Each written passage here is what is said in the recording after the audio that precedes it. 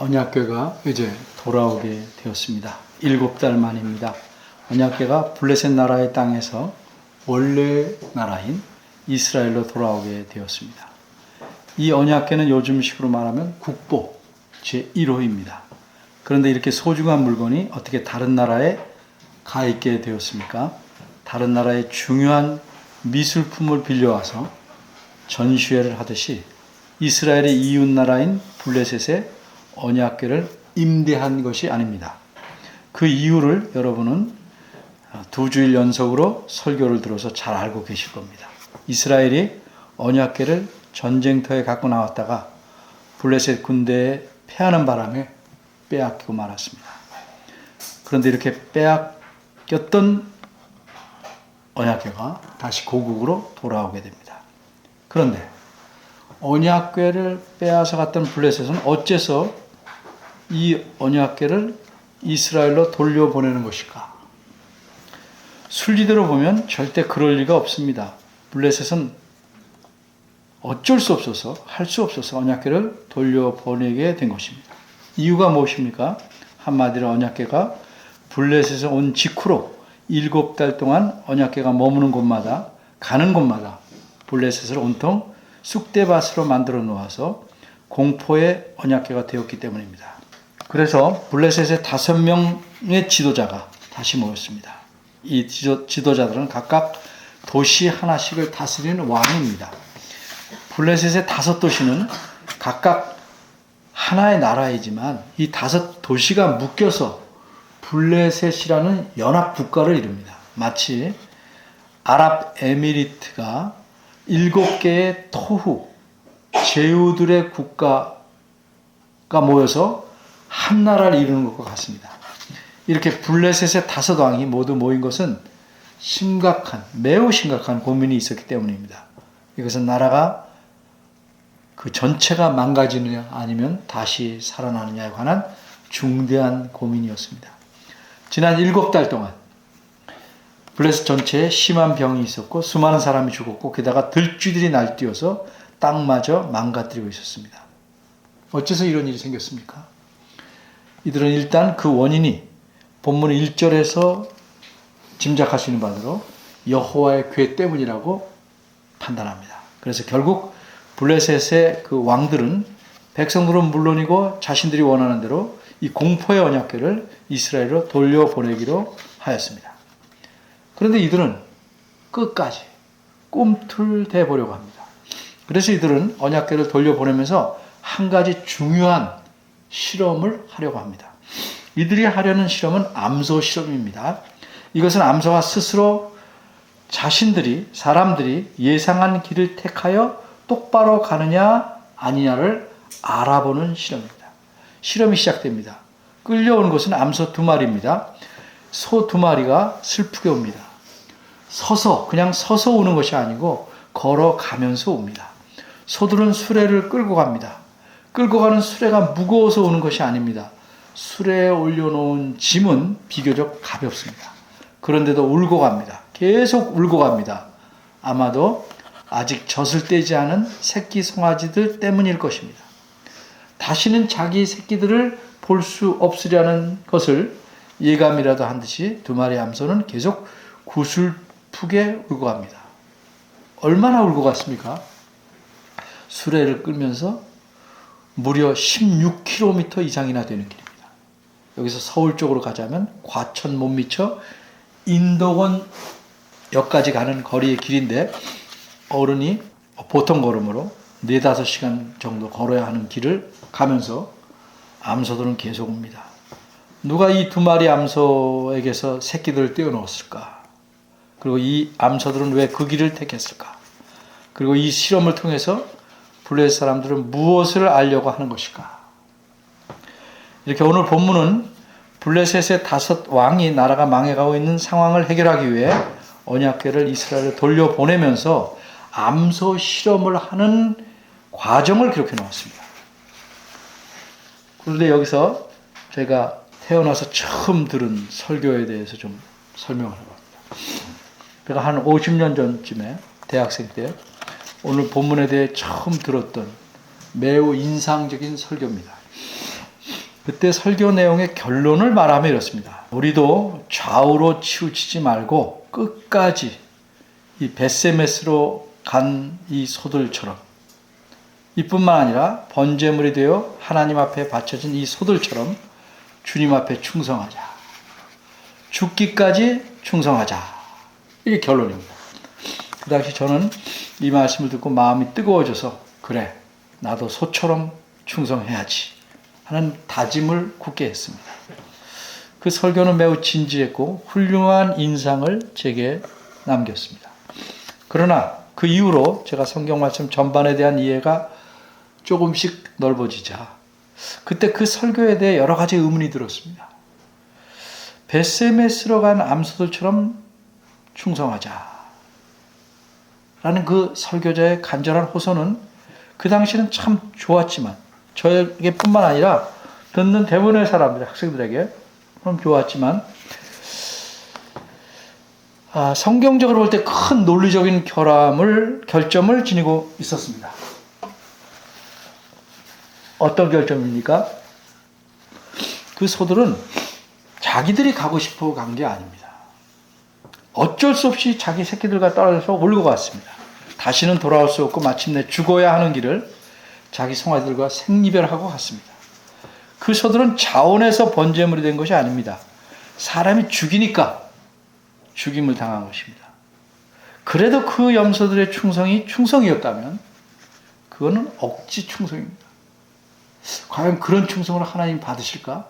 그러면 이렇게 설교자가 이 본문에서 이 소의 충성을 강조한 이유가 무엇이겠는가? 이른바 듣는 사람들에게 은혜를 끼쳐야 한다는 생각 때문일 것입니다. 이러한 생각 때문에 설교자들은 자기들이 보기에 좋은 대로 감동을 주려는 마음으로 성경을 이해하고 설교하는 일이 많은 것이 어제 오늘의 현실입니다. 수많은 교회가 그렇습니다. 또한 듣는 교인들도 설교 말씀이 성경 말씀에 기록된 의도에 맞는지 않는지 살펴보지도 않고 생각해보지도 않고 그저 자기 마음에 어떤 감동을 주면 은혜를 받았다 이렇게 좋아합니다. 이런 착각 때문에 하나님 말씀은 점점 왜곡되게 전해지고 우리의 삶에서 멀어져 갑니다. 그러면 오늘 본문이 성경에 기록된 의도는 무엇일까?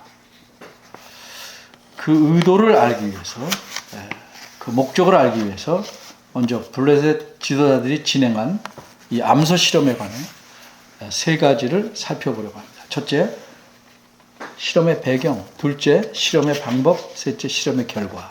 첫째, 실험의 배경입니다. 첫째로 살펴볼 것은 그 배경으로 지난 7달 동안 블레셋에 있었던 일들이 무엇인가? 그것은 한마디로 괴상한 사건들입니다. 이 괴상한 사건들은 하나님의 언약궤가 블레셋에 도착한 이후부터 발생하기 시작했습니다. 사무엘상 5장에 기록된 내용을 보면 처음 발생한 사건은 무엇입니까? 블레셋의 신 다곤에게 일어난 일입니다. 다곤은 이제껏 수백 년 동안 블레셋 사람이 믿기로 날씨와 전쟁을 주관하는 신으로 군림해 왔습니다. 근데 이 언약궤가 아스돗에 있는 다곤 신당 안에 그 다곤상 곁에 놓였습니다. 근데 이튿날 보니까 이 다곤상이 꼬꾸라져서 여호와의 궤 앞에 엎드려 경배하는 자세를 취하는 일이 벌어졌습니다. 신전에서 시중드는 제사장들이 다곤을 제자리에 다시 모셔 세웠습니다. 다음날 아침에 제사장들이 일찍 일어나 살펴보니 이번엔 더 기가 막힌 사건이 벌어졌습니다. 다곤이 전날과 같이 여호와의 궤 앞에 엎드려 경배하는 모습을 취하는 건 물론이고 머리와 두 손이 잘려 사람들이 들어가던 문지방에 내 동댕이 쳐 있었습니다. 게다가 이런 변괴는 신당 안에서만 일어나는 것이 아닙니다. 신당 밖에서는 더 끔찍한 일이 생겼습니다. 사람들의 몸에 독종이 생겼습니다. 사람들의 피부가 갑자기 곪으면서 큰 부스럼이 생겼습니다. 그 성읍의 사람들에게 이런 독종이 생긴 것입니다. 짐승이 옮긴 것도 아니고 다른 지역의 사람들이 옮겨온 것도 아닙니다. 이처럼 하나님께서는 다곤 신을 굴복시키는 사건을 서곡으로 삼아서 연주를 계속해 나가셨습니다. 하나님께서 그곳 아스돗 사람들에게 지독한 종기가 생기게 하셨습니다.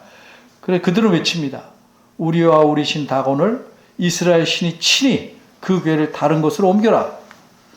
결국 이 언약궤를 가드라는 곳으로 옮겼습니다. 그러나 결과는 마찬가지입니다. 오히려 그 독종의 재앙은 더 심해졌습니다. 사무엘상 5장 6절에서는 여호와의 신이 아스돗 사람에게 엄중히 더하사 이렇게 독종의 재앙으로 치자고 말씀하셨고 9절은 그것을 옮겨간 후에 여호와의 손이 심히 큰 환난을 그 성에 더하사 성읍 사람을 작은 자와 큰 자를 다쳐서 독종이 나게 하셨다 이렇게 말씀합니다. 바야흐로 연주되는 곡은 메저 폴테에서 폴테로 바뀌게 된 겁니다. 또다시 언약궤는 에그론으로 갑니다. 에그론. 이미 소식을 들어 독종의 재앙을 잘 알고 있던 에그론 시민들은 궤가 도착하자마자 우리를 죽이려고 이 궤를 가져왔다. 아우성칩니다. 이곳에서 독종의 재앙은 폴테시모에 이릅니다.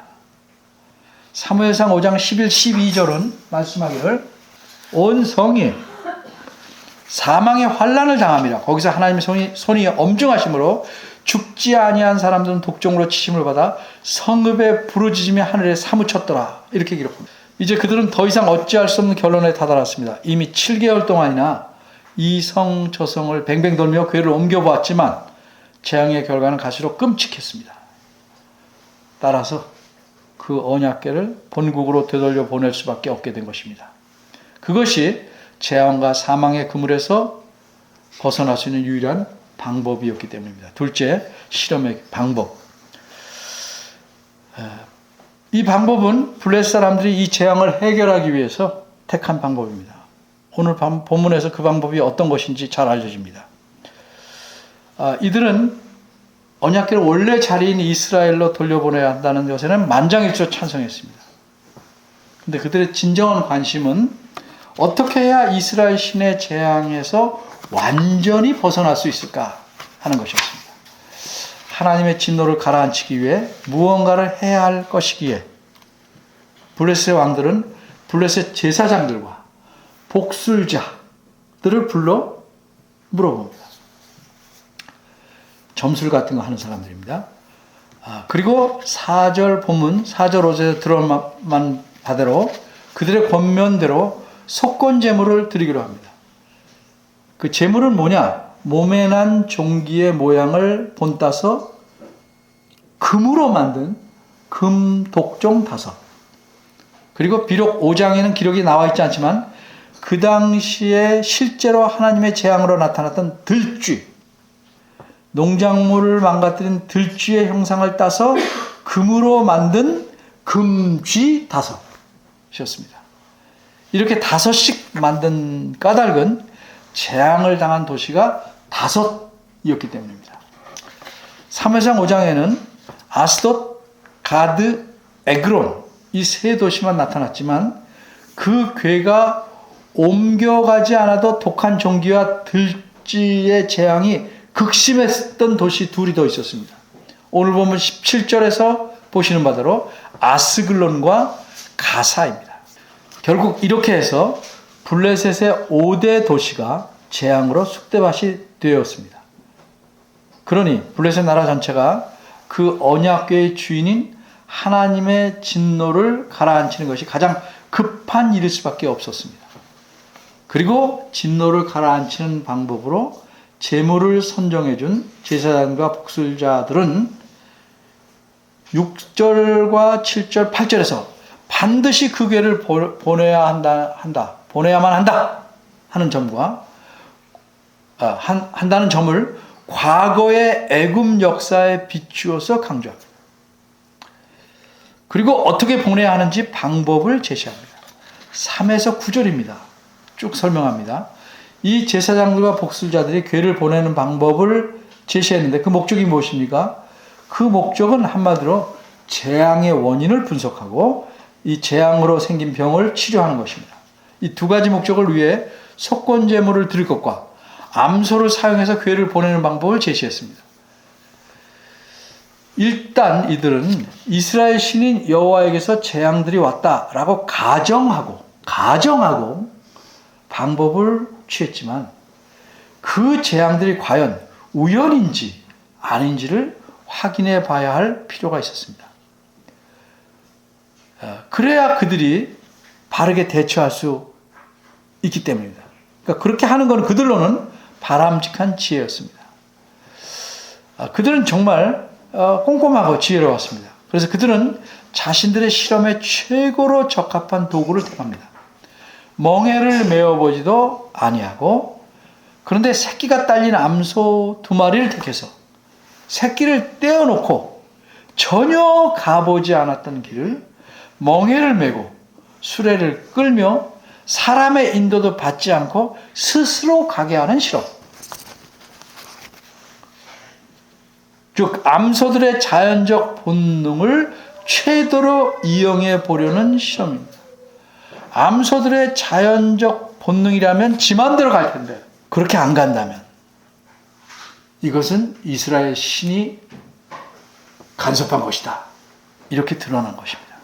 그래서 이 실험의 결과에 따라 그 재앙들이 우연이냐 아니면 과연 이스라엘 신 여호와로부터 온 것이냐가 판가름 나게 되었습니다. 셋째로 실험의 결과입니다. 12절 말씀을 좀 자세히 보겠습니다. 12절은 3개의 문장으로 구성되어 있습니다. 이 3개의 문장은 정말 한치 의심도 없이 그 재앙들이 여호와께로부터 왔다를 보여주는 결과로 드러났다는 사실을 말합니다.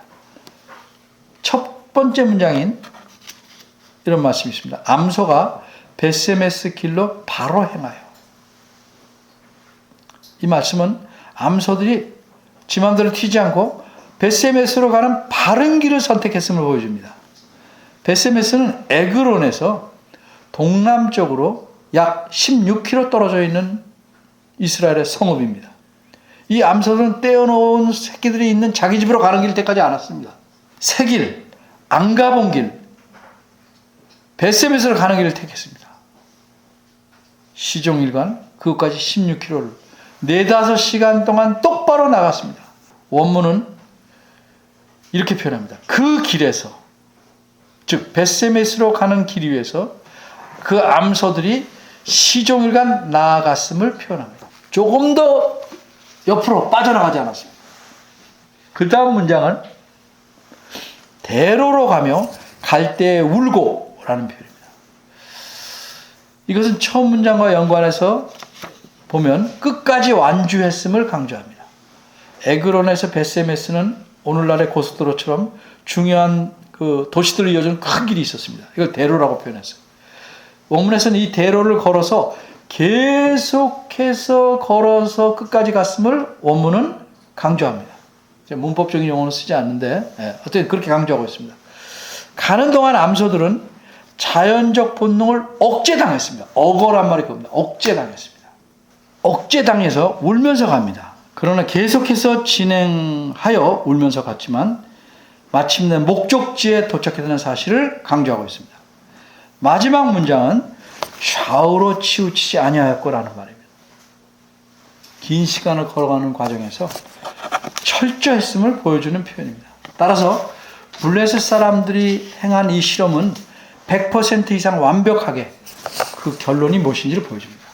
재앙의 출처는 바로 다름 아니라 여호와라는 사실이 드러났습니다. 16절입니다.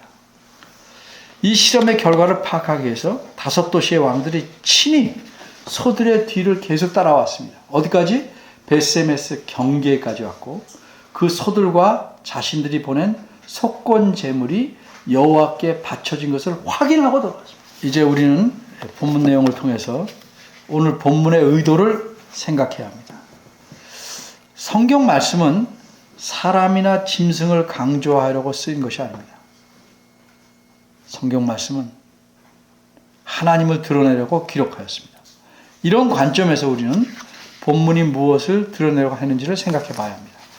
하나님께서는 하나님 자신을 의지하지 않고 오히려 함께 하심을 상징하는 것에 불과한 물건인 언약궤를 의지한 이스라엘 사람들에게 그들이 꼭 알아야 할 사실을 보여주셨습니다. 그 사실이 무엇입니까?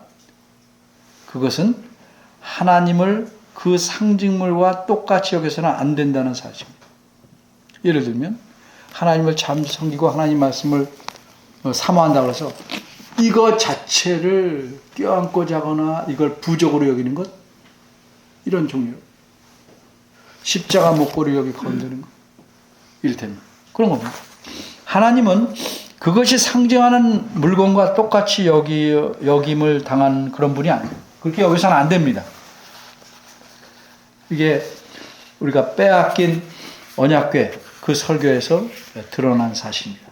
반면에 언약궤를 빼앗아 오므로 이스라엘 신을 굴복시켰다고 생각한 블레셋 사람들에게는 하나님께서는 그들의 착각을 깨뜨려 부셔야 할 필요가 있었습니다. 그래서 하나님께서는 자기 능력이 얼마나 위대한가를 드러내시기로 합니다. 그러나 하나님께서는 그 방법이 블레셋 사람들이 다곤을 섬기듯 그저 하나님을 한 국가의 수호신으로 여기는 그들의 생각의 틀 안에서 그들이 이해하도록 그렇게 자신을 드러내십니다. 그래야 그들의 수준에서 하나님에서 기본적인 것을 알 수 있었기 때문입니다. 그래서 하나님은 블레셋의 신인 다곤을 멸하시고 여러 성읍에 재앙을 내리시고 그 재앙의 출처가 하나님 자신이심을 드러내시는 과정에서 자신은 언약궤와 같은 것이다 라고 보이는 방법을 택하신 겁니다. 그래서 언약궤가 가는 곳마다 있는 곳마다 하나님께서 큰 재앙이 있도록 하신 것입니다. 뿐만 아니라 하나님께서는 블레셋 사람들이 하는 암소 실험의 목적을 잘 알았습니다. 만일 하나님께서 이 언약궤는 그저 상자야, 내가 아니라 내 상징물일 뿐이야 라고 가만히 계신다면 하나님의 모든 위대하심과 능력이 부인되는 것이고 하나님께서 행하신 일들이 우연으로 여겨질 위험을 하나님은 잘 아셨습니다. 그래서 하나님께서는 짐승이나 암소들마저 억어하셔서 자신이 다곤을 벌하시고 블레셋의 재앙을 내리신 것이 자신이 내린 것이다.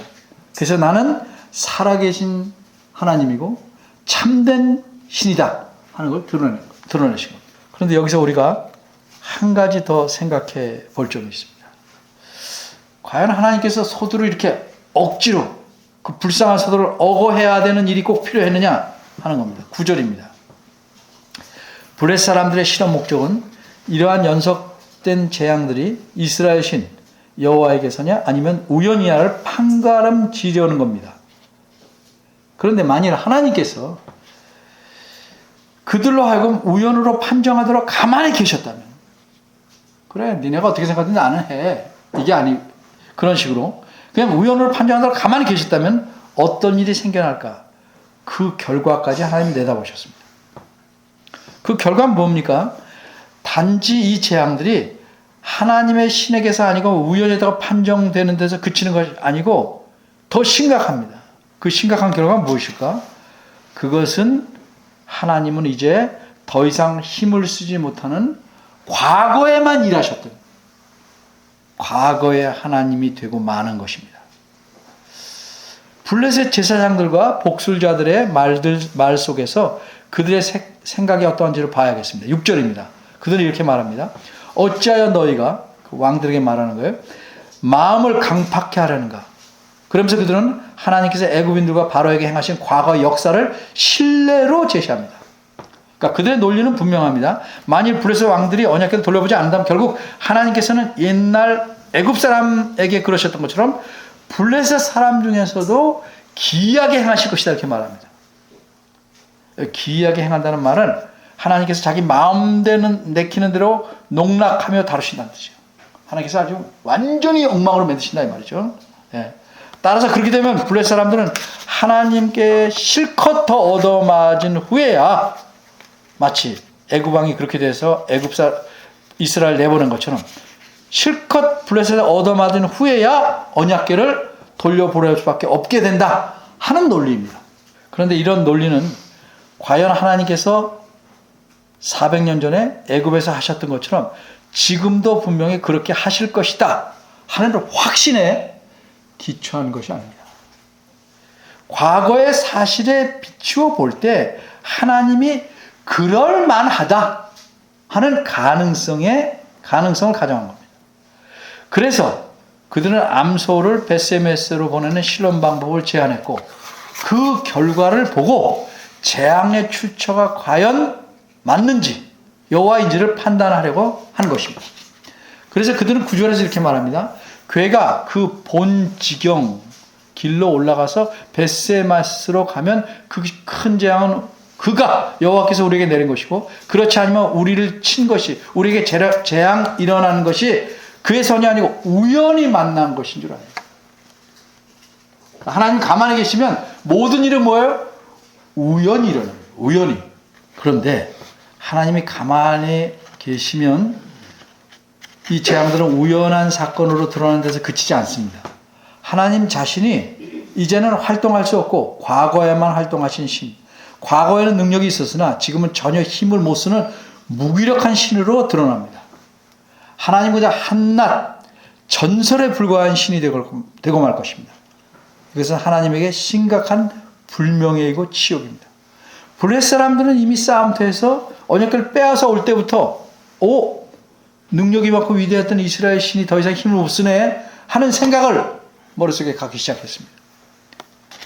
그러는 과정에서 재앙이 발생했고 재앙의 출처를 찾으는 실험의 결과에 따라 하나님에 대한 블레셋 사람들의 생각의 방향이 결정됩니다.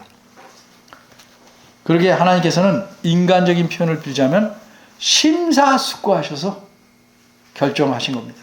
암소들을 철저하게 통제하심으로써 자신이 과거뿐만 아니라 그들이 생각하는 과거뿐만 아니라 지금도 여전히 살아계셔서 역사하시는 참 신임을 드러내시로 결정하셨습니다. 그래서 이 베세메스로 가는 암소 실험을 통해서 하나님은 과거 애굽 때뿐만 아니라 지금도 여전히 살아계셔 역사하시는 참 하나님이심을 신이심을 블레셋 사람들에게 명백하게 보이시기로 마음 먹으신 겁니다. 그런데 이제 우리는 어째서 그럼 이런 본문을 성경에 기록하게 하셨을까에 대해 좀 더 심각하게 생각해 봐야겠습니다. 이 본문이 기록된 정확한 연대를 핀으로 꽂듯이 말할 수는 없지만 한 가지 분명히 말할 수 있는 것은 이 본문을 기록한 자의 기록 목적입니다. 18절 말씀 보겠습니다. 18절 말씀은 사본상의 문제가 있습니다. 말은 한글로 번역된 이 말이 딱 들어맞는 말은 아니라는 거죠. 이 현재 우리말 성경에 번역된 것보다 더 바람직하게 생각하는 번역이 있는데 그걸 제가 소개합니다. 그렇게 하려면 두 가지를 바꿔야 합니다. 원래 히브리어는 자음으로 쓰여졌어요. 모음은 나중에 붙인 건데 그래서 자음을 고치는 건 안 되지만 모음은 우리가 생각해서 문맥에 맞게 고칠 수 있습니다. 첫째는 그 중간에 보시면 여호와의 궤를 금지는 다음에 여호와의 궤를 놓은 큰 돌에 이르기까지 요 말이 앞에 있잖아요. 요걸 뒤로 옮겨야 됩니다. 두 번째는 이르기까지라는 단어의 모음을 조정을 해야 됩니다. 이게 모음 조정을 잘못해서 이르기까지로 되어 있는데 실제는 다른 말이 더 문맥에 맞는다고 생각합니다. 어쨌든 이렇게 조정을 한 번역을 제시하면 이렇습니다. 제가 말하는 것과 18절을 비교해 보십시오. 드린 바 금지는 모든 견고한 성읍과 시골 동리 곧 5 방백에 속한 사람의 모든 성읍의 수요대로였더라. 그리고 여호와의 궤를 놓았던 오늘날까지 베세메스 사람 여호수아의 밭에 있는 그 큰 돌이 이르기까지가 아니요 증거이니라. 우리말 성경을 그대로 취하든지 제가 제시한 번역을 취하든지 간에 기록자가 이 본문을 기록하고 그 돌을 증거로 제시한 거예요. 증거로. 그건 사실이에요. 왜 돌 얘기를 해요? 증거로 제시한 거예요. 그러니까 그가 말하면 기록자는 뭐라고 말해요? 오늘날도, 즉 이 본문을 기록한 당시에도 여전히 여호수아의 밭에 그 돌이 있다. 그 얘기한 겁니다. 과거 일어난 일이, 블레셋에 일어난 일이 진짜다. 그 돌이 있다. 가봐라. 하는 얘기입니다. 기록자가 이처럼 본문을 기록하고 증거를 제시한 이유는 그 당시 이 성경 내용을 보는 사람들의 상황에 알맞다고 생각하기 때문입니다. 본문을 기록할 때 그 사람들의 상황은 어떤 상황이냐면 옛날에 암소들이 끌고 온 언약궤가 큰 돌에 놓였고 암소들을 번제물로 드렸냐 아니냐를 알아보려 하는 상황이 아니에요. 이 본문을 읽는 사람들이 처한 상황은 블레셋 사람들처럼 하나님에 대해서 의구심이 있었던 상황입니다. 뭐 어떤 의구심이에요? 과거에 하나님께서 애굽에게 그렇게 하셨듯이 지금도 살아계셔서 그렇게 하실까? 하는 의구심입니다. 이 본문을 이스라엘 사람들도 블레셋 사람처럼 같은 관심이에요. 과거에 하나님께서 우리 조상을 위해서 애굽에서 역사하셨는데 그 후에도 계속 역사하셨는데 지금도 우리 시대에도 여전히 살아서 역사하시는가 하는 의구심이 있는 거예요. 그래서 기록자는 블레셋 사람들과 똑같은 관심과 의심을 가졌던 사람들, 이스라엘 사람들에게 이 본문을 제시한 겁니다. 하나님 이런 분이다. 하나님께서 과거에 하신 일들은 분리된 일이 아닙니다. 과거에 하신 일들은 하나님께서 이끌어 가시고 다스리는 구원, 우리가 거창한 말로 구원 역사라고 그래요. 동일한 구원 역사에서 일어난 사건입니다. 그리고 하나님은 변치 않으시기 때문에 같은 원리로 그 사건들이 일어나게 하십니다. 하나님께서는 블레셋 사람들에게 여전히 살아계셔서 재앙을 내리신다 하신 사실을 보이셨습니다. 그리고 그 사건을 기록하게 하심으로써 이스라엘 사람들에게 하나님이 여전히 살아 활동하신다는 사실을 증거하게 했습니다. 따라서 오늘 본문의 의도는 하나님은 여전히 살아 역사하시는 참 하나님이시다 하는 사실을 계시하려는 겁니다. 우리는 어떨까? 오늘날 우리는 이른바 새 언약 시대 안에 살고 있습니다. 그래서 일반적으로 말하면 하나님이 자신이 살아 역사하시는 참 하나님이시를 드러내기 위해서 블레셋 사람들에게 입증한 것처럼 그런 방법을 취하시지는 않을 것입니다. 하나님이 취하시는 방법은 시대에 따라 상황에 따라 하나님께서 결정하셔서 깊으신 뜻대로 택하시는 겁니다. 하나님께서 하나님을 바르게 알 수 있는 데 필요한 모든 객관적 증거는 이미 우리가 가진 이 성경책 안에 기록해 놓았습니다. 더 이상 객관적 증거를 제시할 필요가 없어.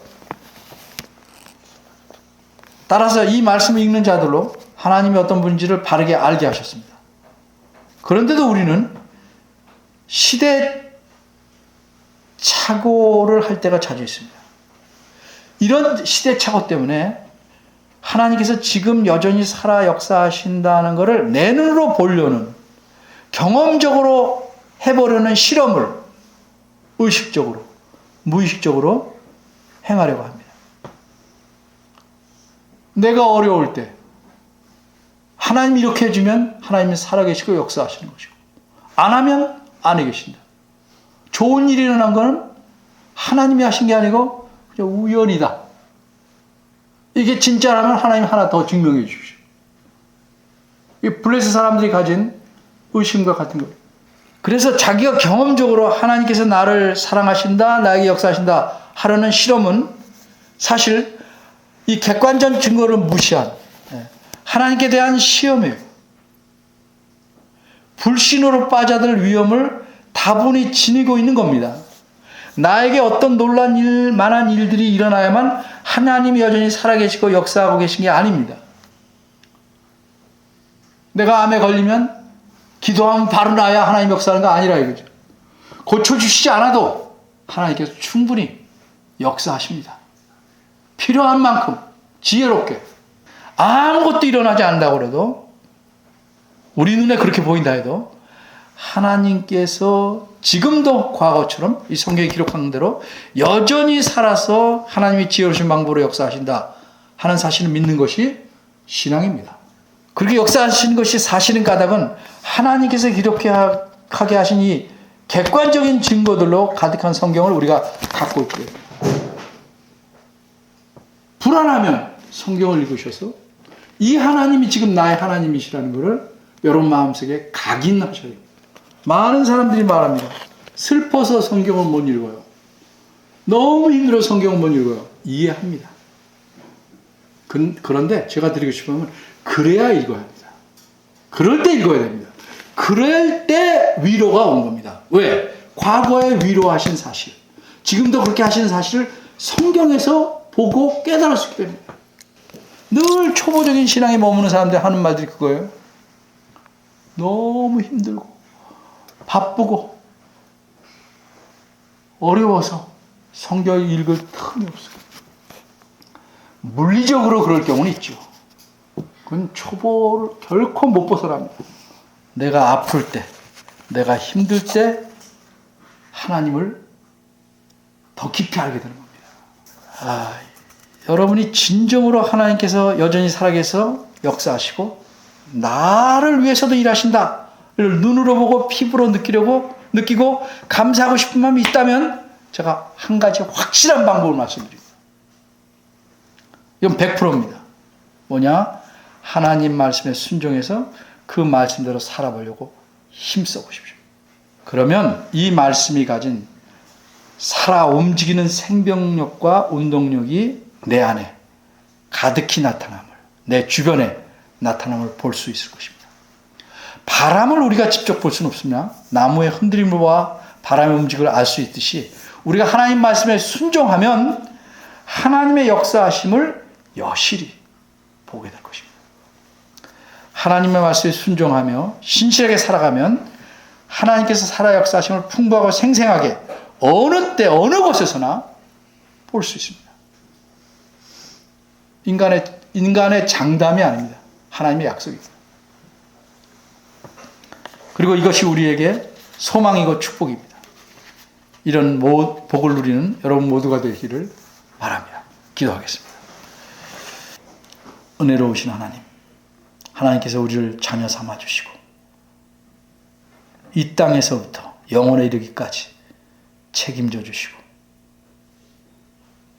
우리의 삶을 인도해 가시는데 어째서 우리는 이렇게 미약하고 흔들리고 심하게 속상하고 좌절의 늪에 빠진 듯이 살아가야 합니까? 저희들 깨우쳐 주시고 주의 말씀으로 경책해 주시고 주의 말씀 위에 하나님을 더욱 든든히 의지해 갈 수 있도록 붙잡아 주시옵소서.